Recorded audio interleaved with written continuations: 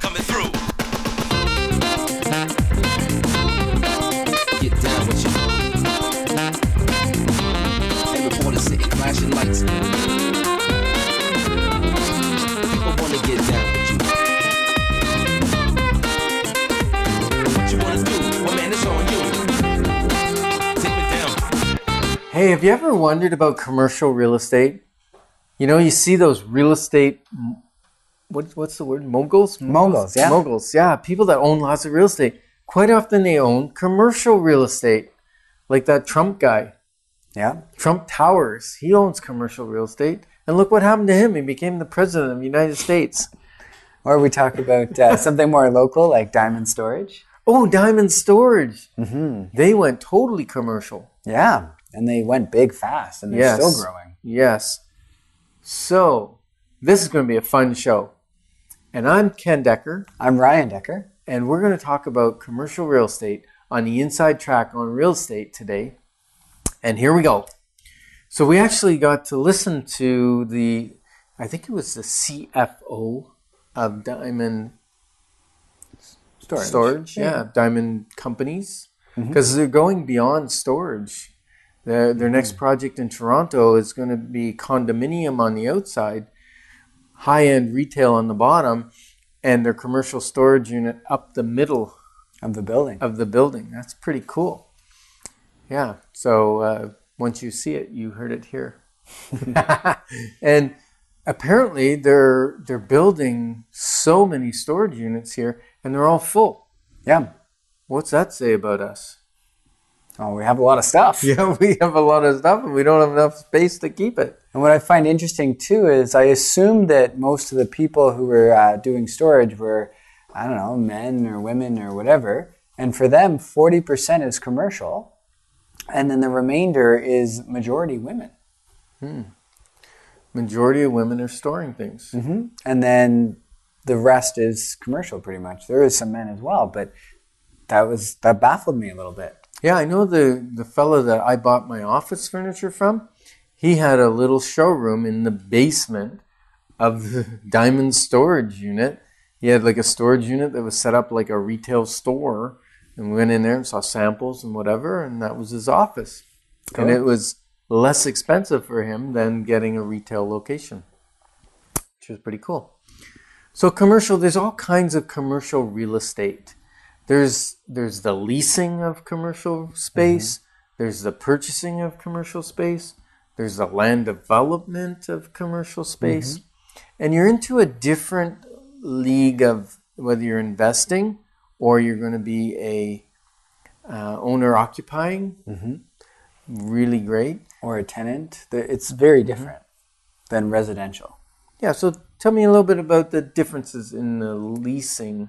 The leasing side. Okay, so tenant of residential, you have a lot of rights. You can't, your landlord can't ask for more than first and last month's rent. They have to give you certain notices. If you're late on rent, they have to give you the proper forms. And there's so many different things. In commercial, it's heavy on the landlord's side. So if you don't pay your rent, they can have you out like instantly. They can lock the doors. They can do all sorts of stuff. They can seize your stock. They can seize it. They can do so much. Where in residential, you can't. Deposit, they could take 3 years of pre-rent if they want. Like you can do whatever you want, essentially. It's the Wild West. Yeah, I know when I rented my first space, when I opened the real estate company, I had no history. So they didn't ask for a giant deposit. But what they did ask for is $50,000 in a line of an operating credit, basically. So I had to take $50,000, put it in a GIC with the bank, and the bank had signed off that the landlord had access to that account. So if I didn't pay my rent, they could tap into that $50,000. That's quite a security deposit. It really is. Where in residential, you could never get away with that. No, you can't get away with that. And also, if you don't pay your rent very quickly, can they change the locks and you're out. And it's harder with a residential house because they're actually living in it. They might be in it.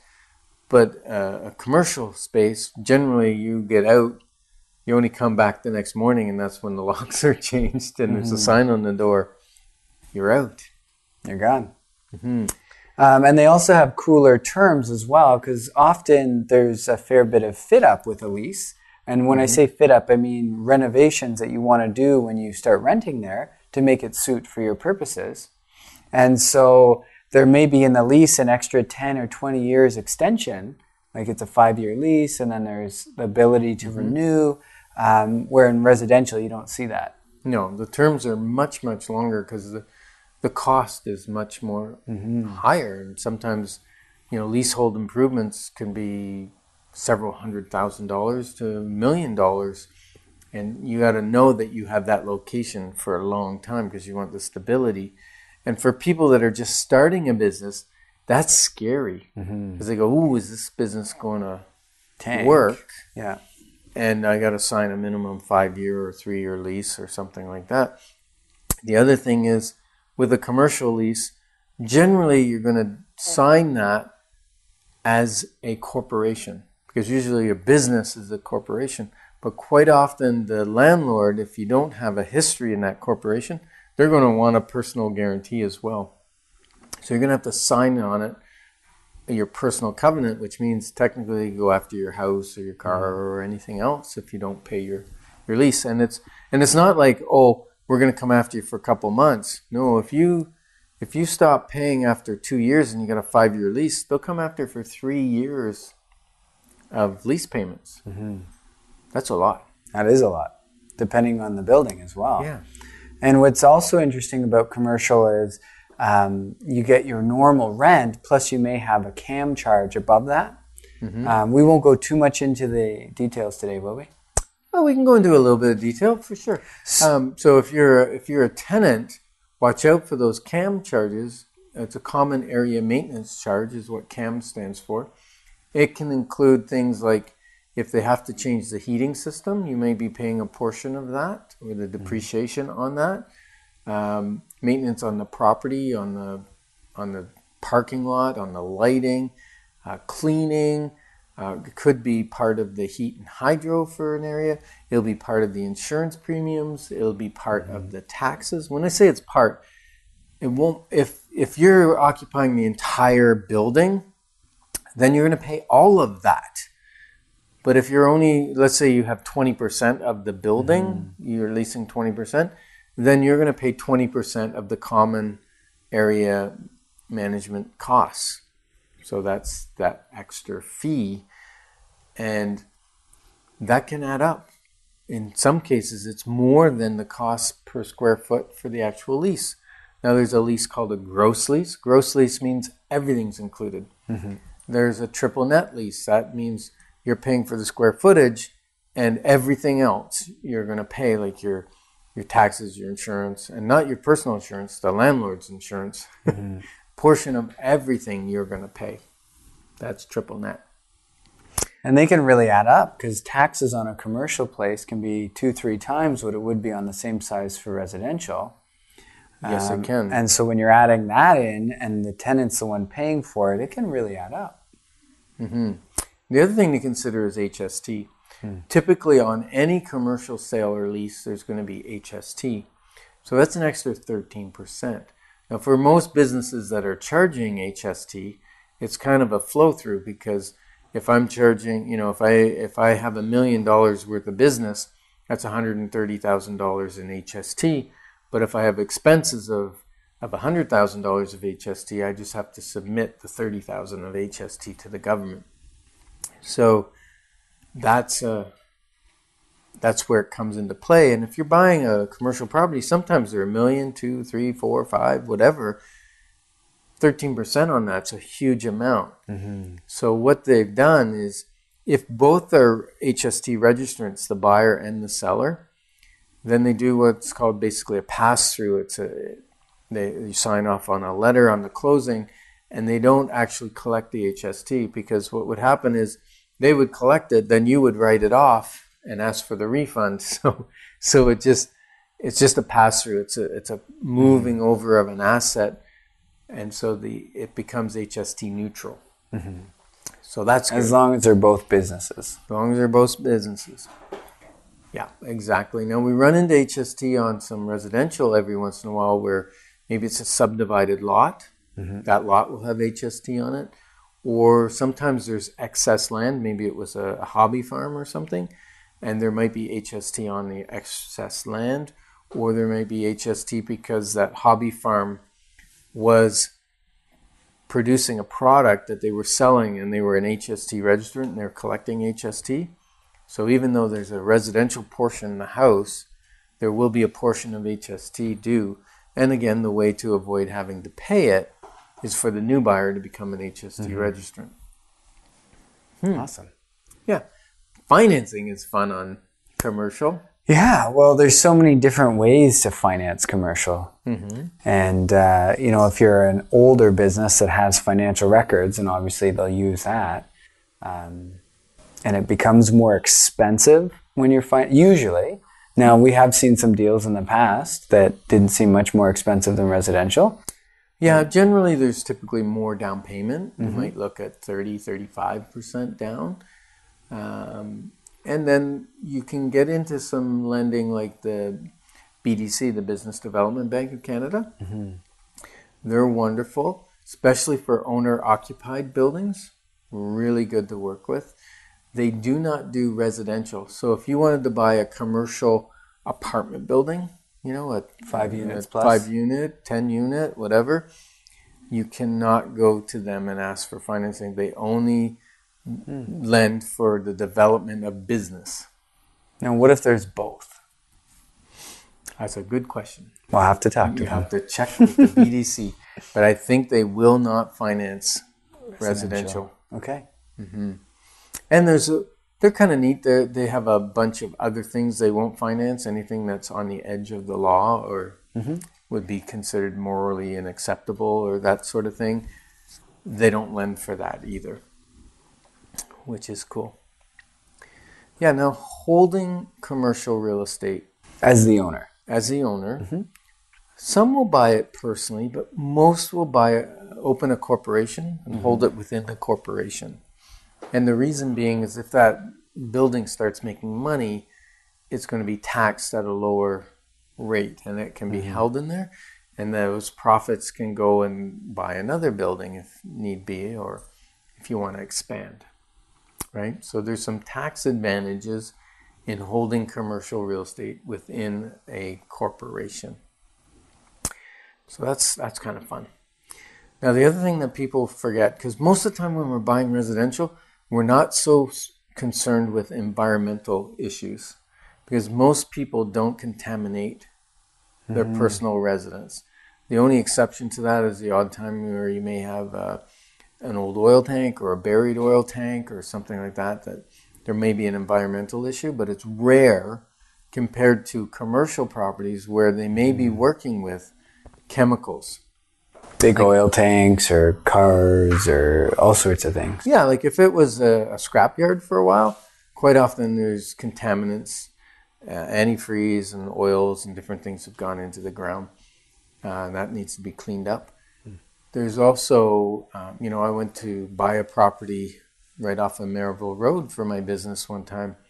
And then I got the report back and there was some environmental contamination in the water table. And the type of contamination it was from a printing press that had been there like 30 years ago. And the issue was that's carcinogenic, the type of chemicals that are in there. And who knows whether that could get into somebody's water table, into someone's well, because there were properties that had wells, a little ways away from it. And so my legal advisor said, run away for it. Do not buy it under any circumstances. Get out of the offer. So environmental is a big portion. And there's 3 phases to environmental. So when we do an offer on a commercial property, we put an environmental clause in, a couple of environmental statements and a clause. The clause is conditional on us doing our due diligence, usually getting a phase 1. A phase 1 is more a site evaluation. And so what they'll do is they'll examine the site for any potential contamination. And they're not just looking at your property. They're looking kind of around a block, a certain area around it, to see if there's a gas station nearby or something. Some area that could have been given contamination, a dry cleaning plant or whatever.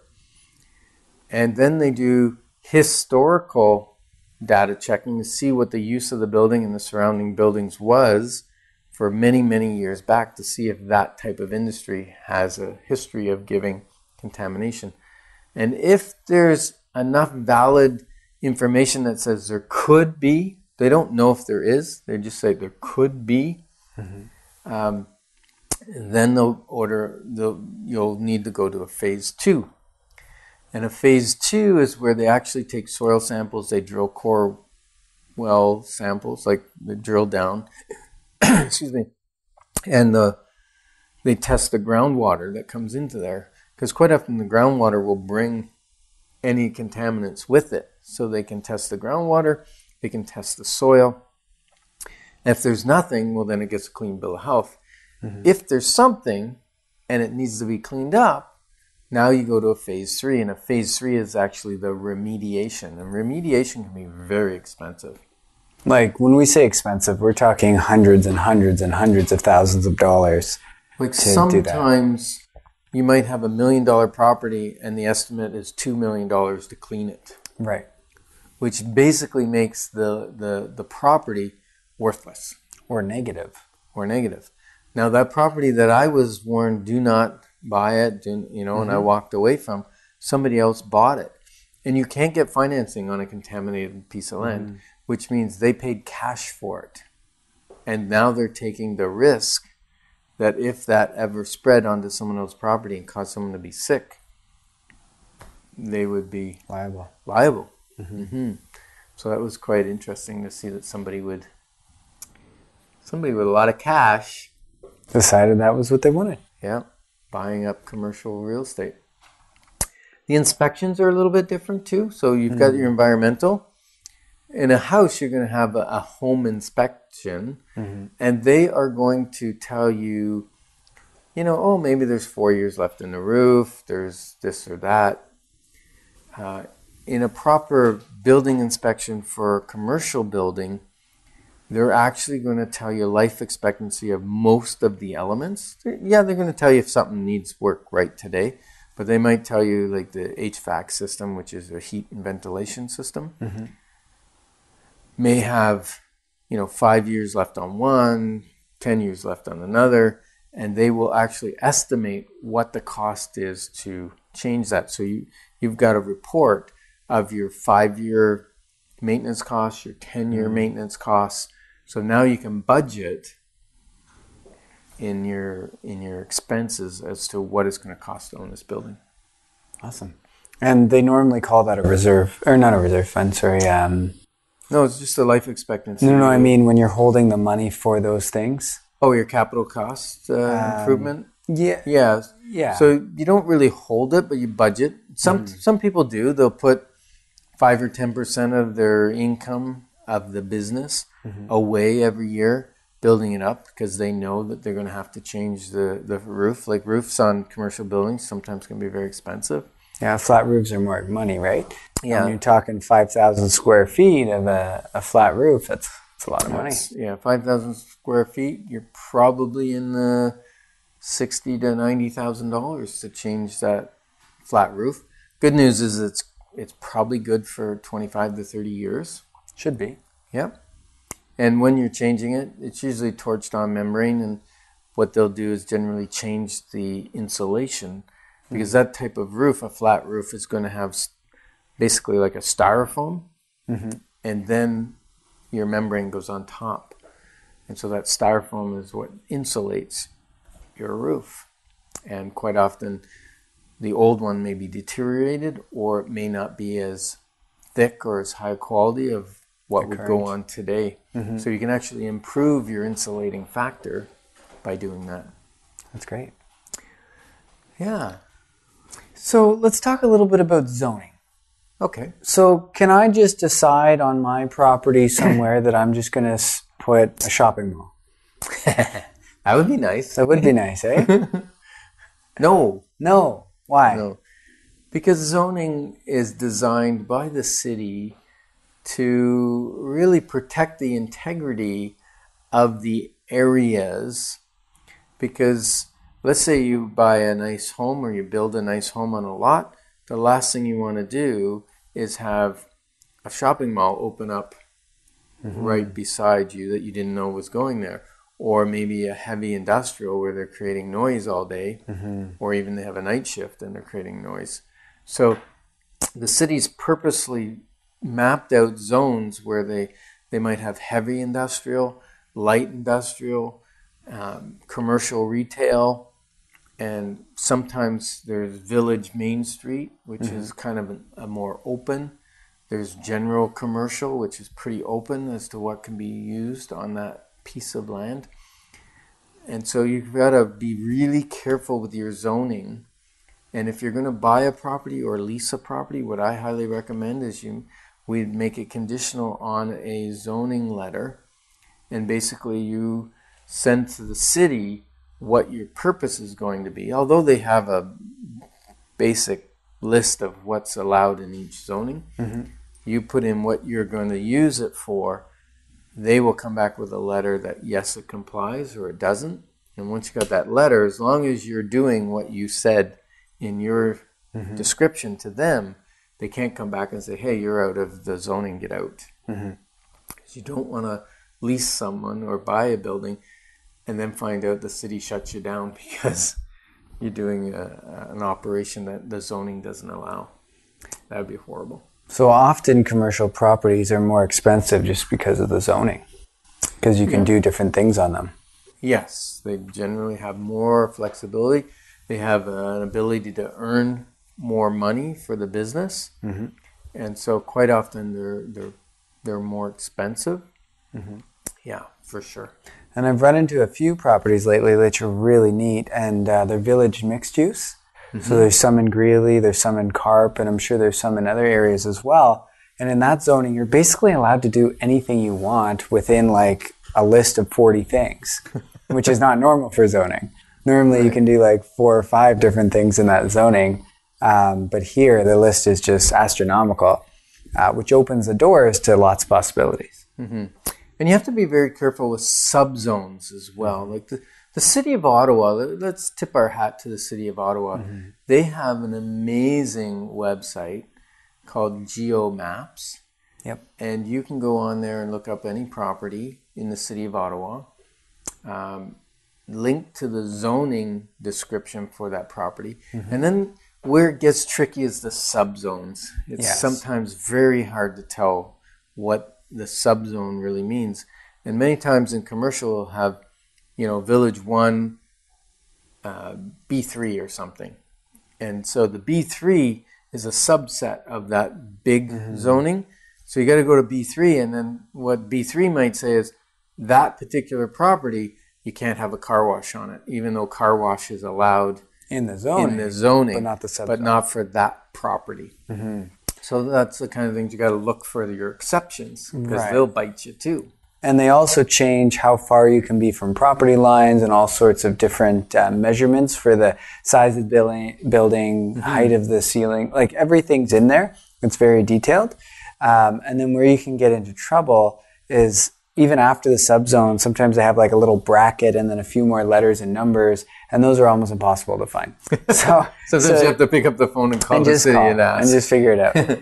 Because they're pretty good in the zoning department. They know what those little letters and numbers mean. And zoning can be changed sometimes. And you can get a zoning amendment. You can get a minor variance. Or you can get something added to a zoning, like a sub. That's where you get all those little sub things. For instance, recently we worked on a church who wanted to move into an office warehouse space, but a place of worship was accepted for this area. And so they had to go... Was or wasn't? Was accepted, meaning not allowed. Oh, an exemption. Or whatever. Yeah. So we purchased the property conditional, and the conditional period, instead of on a house where it's usually a week to 10 days, our conditional period was over 6 months, because we had to go put our plans together for the church, then go to the city. And initially we made it short, the conditional period, because it was just on a consultation with the city. Because you can meet with them, and the zoning people will tell you whether they are pro or against the zoning amendment. If they're against it, you got a battle ahead of you to try and change the zoning, and you would maybe even have to go to the OMB, the Ontario Municipal Board, to overrule the city, and that's expensive, and it doesn't happen all the time. So zoning's really tricky, but they will do that first consultation, and then if they say, yeah, I don't see any reason why we wouldn't support that, then you put in your application fee, whether that's $10,000 or whatever. It's going to be 30 plus when you're... It's what? It's $30,000. $30,000. City of Ottawa is very expensive to rezone, so if you can help it, it makes sense to not go that route. Rezone. And you're going to have to hire consultants to do it, because they create a case study for why it could be changed. And there's sound studies, there's noise studies, there's environmental studies, there's traffic studies. There can be earth studies, water studies. Yeah. Yeah. It goes on and on. So you hire all these engineers. Plus you got to hire the consultant who knows how to talk to the city. Because as a layperson, you're not used to dealing with those departments. And they don't want to listen to you because most of the time you're saying stuff that doesn't make sense to them, right? Yeah, so that conditional period can be quite lengthy in a commercial real estate. Now, also, highly recommend do not use a residential real estate agent to buy or sell commercial real estate unless they've got experience in it and training, or they're partnering with another commercial real estate agent who just does commercial. Because there's some commercial agents that are not maybe part of the board that avoid even working with any realtor who's not a commercial real estate person. Yeah, so lots of properties are on the MLS that are commercial, and lots are not. So, and when I say lots, I don't mean physical lots. I mean plenty are not. Yeah. And here's another difference in commercial is quite often the buyer will pay their agent directly for finding them a commercial property. Whereas in residential real estate, that's virtually never. We get paid from the seller. But in commercial, it's a different breed. So sometimes that commercial real estate agent is knocking on doors. They're trying to find you a property, or there's properties that are listed exclusive that they're not cooperating with other realtors. And so for them to buy that property for you, you're going to have to pay them their commission. So that's different in commercial. And many times businesses have the wherewithal to pay the agent to protect their interest and to find them the right property because it's worth it to them. Even when I bought my property, I partnered with another commercial real estate company, and I said, if you find me the property, I'll pay you a fee to do it. And so we did that. So give us a call if you're thinking of buying or selling commercial real estate, because or leasing. We have experience, or leasing. 613-860-4663.